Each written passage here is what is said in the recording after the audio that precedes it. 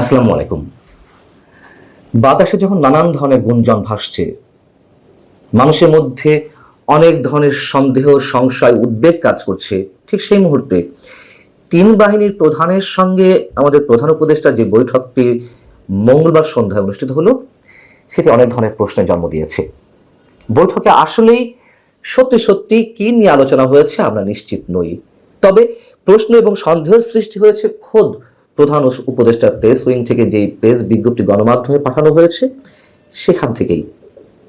প্রশ্ন এবং সন্দেহগুলোর কথা অবশ্যই বলবো, তার আগে এই প্রেস বিজ্ঞপ্তিতে যে কথাগুলো উল্লেখ করা হয়েছে সেটি একটু আপনাদের সামনে বলি।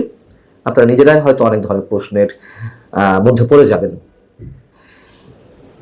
এই প্রেস রিলিজে বলা হচ্ছে, প্রধান উপদেষ্টা অধ্যাপক মোহাম্মদ ইউনূস সশস্ত্র বাহিনীর প্রধানদের সঙ্গে রাষ্ট্রীয় অতিথি ভবন যমুনায় সারা দেশের নিরাপত্তা পরিস্থিতি স্থিতিশীল রাখার উপরে গুরুত্ব আরোপ করেন। আইন শৃঙ্খলা পরিস্থিতি নিয়ে বৈঠকটি ছিল উচ্চ পর্যায়ের। উপস্থিত ছিলেন কে কে? সেখানে উপস্থিত ছিলেন সেনাপ্রধান জেনারেল ওয়াকারুজ্জামান, নৌবাহিনী প্রধান অ্যাডমিরাল মোহাম্মদ নাজমুল হাসান এবং বিমান বাহিনী প্রধান এয়ার মার্শাল হাসান মাহমুদ খান। এছাড়া ঊর্ধ্বতন কর্মকর্তারা উপস্থিত ছিলেন। বেশ ভালো কথা। আরো উপস্থিত ছিলেন স্বরাষ্ট্র উপদেষ্টা লেফটেন্যান্ট জেনারেল অবসরপ্রাপ্ত জাহাঙ্গীর আলম চৌধুরী, পররাষ্ট্র উপদেষ্টা মোহাম্মদ তৌহিদ হোসেন এবং জাতীয় নিরাপত্তা উপদেষ্টা ডক্টর খলিলুর রহমান। বৈঠকে দেশের বিভিন্ন অঞ্চলে আইন শৃঙ্খলা পরিস্থিতির উপরে খসড়া প্রতিবেদন উপস্থাপন করেন নিরাপত্তা সংস্থার ঊর্ধ্বতন কর্মকর্তারা। এই লাইনটা খেয়াল রাখবেন। যাই হোক, এই জন্য খেয়াল রাখতে বললাম যে নিরাপত্তা সংস্থার ঊর্ধ্বতন কর্মকর্তারা প্রতিবেদনের খসড়া উপস্থাপন করেন। প্রথম প্রশ্ন হচ্ছে, এই যে ঊর্ধ্বতন কর্মকর্তারা উপস্থিত রয়েছেন, অন্যান্য উপদেষ্টারা রয়েছেন, পুলিশ প্রধান কোথায়? তিনি কেন ছিলেন না?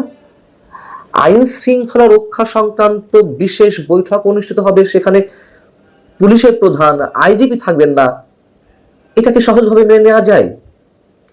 যদিও প্রধান উপদেষ্টা প্রেস সচিব মিস্টার শফিকুল আলম বলেছেন যে সেটা তো স্বরাষ্ট্র উপদেষ্টা ছিলেন, স্বরাষ্ট্র উপদেষ্টা অবশ্যই থাকবেন, থাকতে পারেন, কিন্তু আইন শৃঙ্খলা রক্ষার সঙ্গে যে বাহিনী সবচেয়ে গুরুত্বপূর্ণ ভূমিকা পালন করে, এই কাজগুলোর জন্য যে বাহিনী সরাসরি সম্পৃক্ত, সেই পুলিশ বাহিনীর প্রধান থাকবেন না? কেন ছিলেন না? এটি নিঃসন্দেহে অনেক বড় প্রশ্ন এবং আইন শৃঙ্খলা রক্ষা সংক্রান্ত কোনো বিশেষ সভায় পুলিশের প্রধান এর আগে উপস্থিত ছিলেন না এমন কোনো নজির আমার মনে পড়ে না, অন্তত নেই, অনেকটা নিশ্চিত করে বলা যেতে পারে। দ্বিতীয় প্রশ্ন হচ্ছে যে এই ধরনের সভায় পররাষ্ট্র উপদেষ্টা কেন থাকবেন? আইন শৃঙ্খলা রক্ষা সংক্রান্ত একটা জাতীয় কমিটি আছে, সেই জাতীয় কমিটির সভাপতি স্বরাষ্ট্র উপদেষ্টা, আবার দেখা যাচ্ছে সদস্য সচিবের দায়িত্বে আছেন, আমি জানি না এর মধ্যে যদি পরিবর্তন না হয়ে থাকে তাহলে আসিফ মাহমুদ সজীব ভুইয়া, যেটা নিয়ে আমি এর আগে প্রশ্ন তুলেছিলাম যে আর কোন উপদেষ্টাকে নিয়েই ব্রিগেডিয়ার জেনারেল শাখাওয়াত হোসেন, তাকেও তো রাখা যেত। যাই হোক, সেটা অন্য বিষয়। অথবা এর আগে আওয়ামী লীগ সরকারের সময় এই ধরনের কমিটির সভাপতির দায়িত্ব পালন করেছেন তৎকালীন মুক্তিযুদ্ধ বিষয়ক মন্ত্রী। পররাষ্ট্র উপদেষ্টা তো আমার যত মনে পড়ে এই ধরনের কোনো কমিটিতে নেই, তিনি কেন উপস্থিত ছিলেন? আচ্ছা, ডক্টর খলিলুর রহমান তো জাতীয় নিরাপত্তা উপদেষ্টা, অর্থাৎ প্রতিরক্ষা বিষয়ক মন্ত্রীর সমমর্যাদার পদ। প্রতিরক্ষা মন্ত্রীর কাজ কি? প্রতিরক্ষা সংক্রান্ত, খুব স্বাভাবিক, এতে তো ব্যাখ্যা করার কিছু নেই। তিনি কেন উপস্থিত ছিলেন? আমরা ধরে নিতে পারি তিন বাহিনীর প্রধানের সঙ্গে প্রধান উপদেষ্টার এই বৈঠক হতে পারে যেহেতু দেশের আইন শৃঙ্খলা রক্ষার কাজে বাহিনীর সদস্যরাও কাজ করছেন, পুলিশ বাহিনীর সদস্যদের হেল্প করার জন্য, কিন্তু পররাষ্ট্র উপদেষ্টা আছেন, নিরাপত্তা উপদেষ্টা আছেন, অথচ পুলিশের প্রধান নেই। সেই জায়গা থেকে মানুষের মনে যে নানান ধরনের দ্বন্দ্ব দোলাচলের মধ্যে আছে, সেই জায়গা থেকে যদি আমরা প্রশ্ন করি তাহলে কি আসলে সেখানে করিডোর নিয়ে আলোচনা হয়েছে, যে বিষয়টি নিয়ে বাংলাদেশের সব শ্রেণীর মানুষ এখন ভয়ঙ্কর একটা উত্তেজনার মধ্যে রয়েছেন, এবং যেই ইস্যুতে সেনাপ্রধান একেবারেই দ্বিমত পোষণ করছেন, বিপক্ষ অবস্থান করছেন, বাংলাদেশের সার্বভৌমত্বের প্রশ্নে তিনি অটল, আপোষহীন, সেই বিষয়টি আলোচনা হয়েছে কিনা এটি প্রশ্ন আকারে উঠতেই পারে। এবং আরো যে বিষয়গুলো রয়েছে, যেহেতু প্রতিরক্ষা উপদেষ্টা, পররাষ্ট্র উপদেষ্টা, 3 বাহিনীর প্রধান, স্বরাষ্ট্র উপদেষ্টা, যুদ্ধ নিয়ে তো অনেকেই অনেক ধরনের মন্তব্য করেছেন, তাই না? সরকারের বিভিন্ন পর্যায়ের শীর্ষ দায়িত্বশীল ব্যক্তিদের পর্যায় থেকে অনেকেই। সেই বিষয়ে কোনো আলোচনা হয়েছে আমরা জানি না।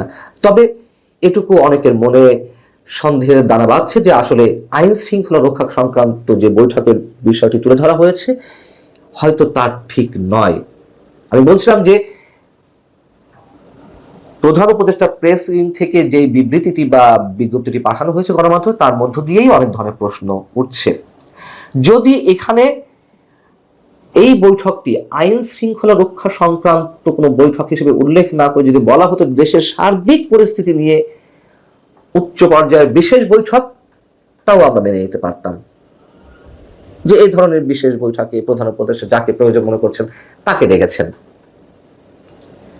কিন্তু যা উল্লেখ করা হয়েছে সেখান থেকেই অনেক বেশি গুঞ্জন, অনেক বেশি সন্দেহ, সংশয়, প্রশ্ন মানুষের মধ্যে উকি দিচ্ছে। এবং এইগুলো তখনই উকি দেয় যখন তথ্যের অবাধ প্রবাহ থাকে না। আমাদের কাছে মনে হচ্ছে যে এখানে কিছুটা আড়াল করার চেষ্টা করা হয়েছে, আর সেটি ঘটেছে বলেই অনেক ধরনের গুঞ্জন। দেশের পরিস্থিতি তো আসলে ভালো না, একটা অস্বস্তিকর পরিবেশ, অস্বাভাবিক পরিবেশের মধ্যে দেশে 18 কোটি মানুষ রয়েছেন।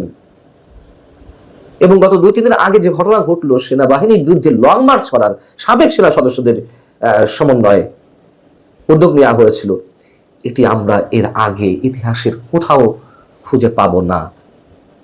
ভালো থাকুন সবাই, আল্লাহ হাফিজ।